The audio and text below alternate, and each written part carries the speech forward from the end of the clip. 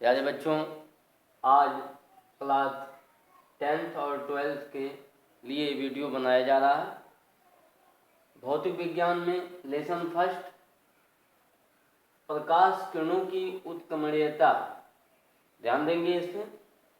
Snail का नियम अगले वीडियो में हमने बताया, पिछले में जो पीछे वाला वीडियो हमने भेजा उसमें बनाया गया था।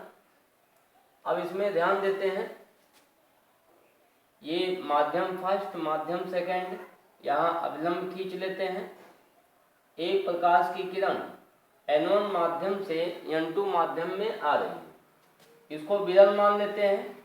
ये माध्यम आपका विरल है और ये माध्यम सघन है। तो किरण कहाँ से आएगी? विरल से सघन।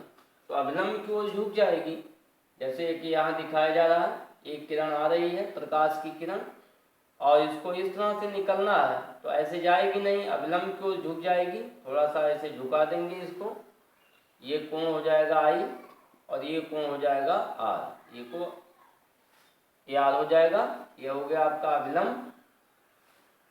आपतित किरण, अपवर्तित किरण। प्यारे बच्चों, स्नेल का नियम, स्नेल का नियम लगाएंगे यहाँ तो 1n2 इक्वल टू लिखा जाएगा sine I upon sine R। 1n2 क्या बता रहा है? इसका मतलब है पहले माध्यम से किरण किस में आ रही है? दूसरे माध्यम में। तो किरण पहले माध्यम से दूसरे माध्यम में जा रही है। 1n2 यहाँ इक्वेशन नंबर फर्स्ट, इसमें उत्क्रमणीयता, इसका मतलब उसी मार्ग से फिर वापस पुनः लौट जाती है। जैसे ये बनाया जाए इसको, तो यहाँ हम दूसरा फिगर बना दे रहे हैं और ये आपका है विरल और ये हो जाएगा सघन। फिगर वही है, एक ही है। अब किरण जो है यहाँ से भेजी जा रही है, अब यहाँ से रिटर्न जाए, सघन से विरल। तो ये कोण हो जाएगा R और ये कोण हो जाएगा I। बिल्कुल सेम उत्क्रमणीयता, मतलब उसी डायरेक्शन में वापस जा रही है। तो वापस जाएगी तो अब आपका आपतन कोण ये होगा, अपवर्तन कोण ये होगा। किरण जिस माध्यम से आती है उसी माध्यम में आपतन कोण होता है। जैसे यहाँ पर आपतन कोण ये होगा। अब इसका डायरेक्शन चेंज है, सघन से विरल में जा रही है। तो सघन से विरल में जब ये प्रकाश की रेज जाएगी तो आपतन कोण R ये होगा और अपवर्तन कोण I हो जाएगा इसमें। तो स्नेल का नियम अगर लगाते हैं इसमें फिर, तो यहाँ हो जाएगा माध्यम 2 से 1 में रे जा रही है तो 2n1 और लिखेंगे साइन R और बटे साइन I। आपतन कोण R और अपवर्तन कोण I। Equation number second. समीकरण नंबर 2, समीकरण 1 और 2 से गुणा कर देते हैं।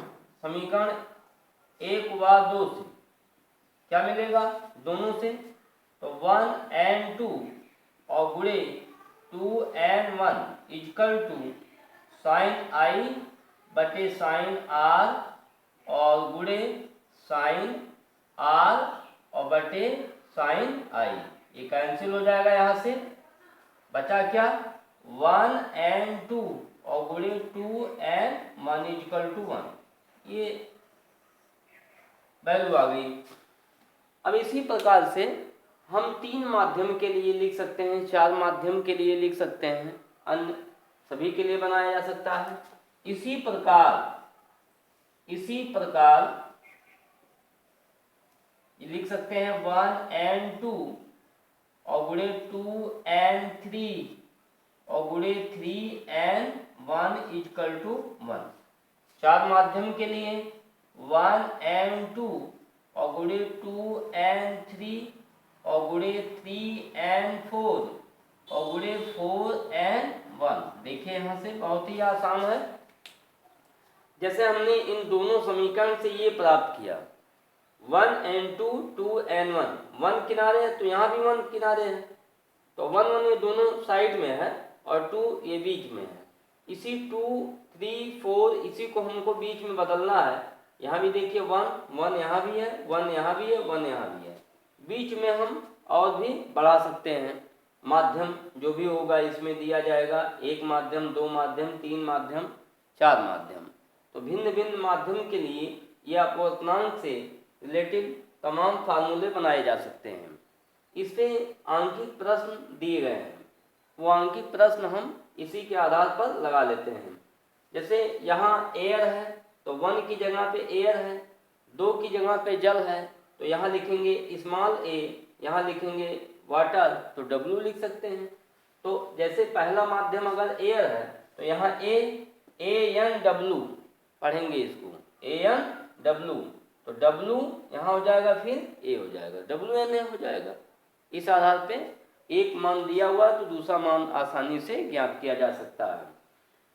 और इसमें और इसको हम ऐसे भी लिख सकते हैं, जैसे पहले मैंने आपको बताया 1 and 2 को हम क्या लिख सकते हैं, इसको लिख सकते हैं N2 1 भी लिख सकते हैं।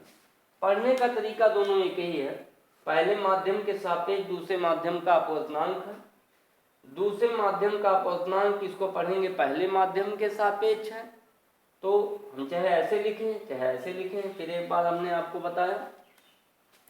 अब यहाँ देखते हैं इसके वेग, प्रकाश का वेग अपवर्तनांक में संबंध, एक महत्वपूर्ण टॉपिक था, इसको आप समझ लेंगे। इस पे आंकिक प्रश्न ज़्यादातर किताब में दिए गए हैं, आंकिक प्रश्न इसी सूत्र पर आधारित है और उसी से हम लोग सॉल्व कर लेते हैं।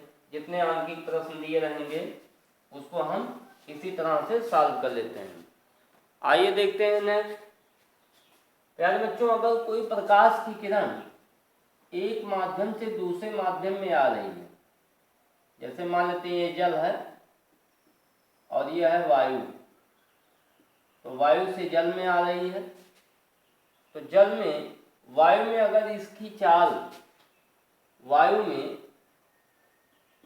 में प्रकाश की चाल मान लेते हैं, प्रकाश की चाल c है, तो दूसरे माध्यम में बदल जाएगी, दूसरे माध्यम में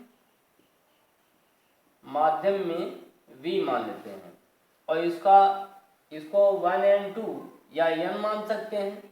तो n अपवर्तनांक बराबर एक सूत्र होता है c/v होता है। ए भी वेग है, ए भी वेग है। इसका डेरिवेशन इस लेसन में नहीं है, इंटरमीडिएट में है। हाइगेन सिद्धांत में ये सूत्र दिया गया है, n बराबर c/v होता है, n बराबर c/v। n क्या है, माध्यम का अपवर्तनांक है। इसको अगर हम a लिखते हैं, एयर, और इसको लिखते हैं जल को W, तो इस फार्मूले को हम ऐसे भी लिख सकते हैं, ANW, ये छोटा नीचे ऐसे बनाएंगे, c/v लिख सकते हैं। भिन्न भिन्न माध्यम है, 1 and 2, यहाँ पे एक V1 है, यहाँ पे एक V2 है, तो V1/V2 लिख सकते हैं। इस तरह से लिखा जा सकता है इसको हम 1 and 2। अब देखते हैं इसके और भी तमाम कंडीशन है। ये तो आपतन कोण होगा, ये हो जाएगा R, अपवर्तन कोण हो जाएगा, जैसे पहले भी बताया गया है इस फिगर में।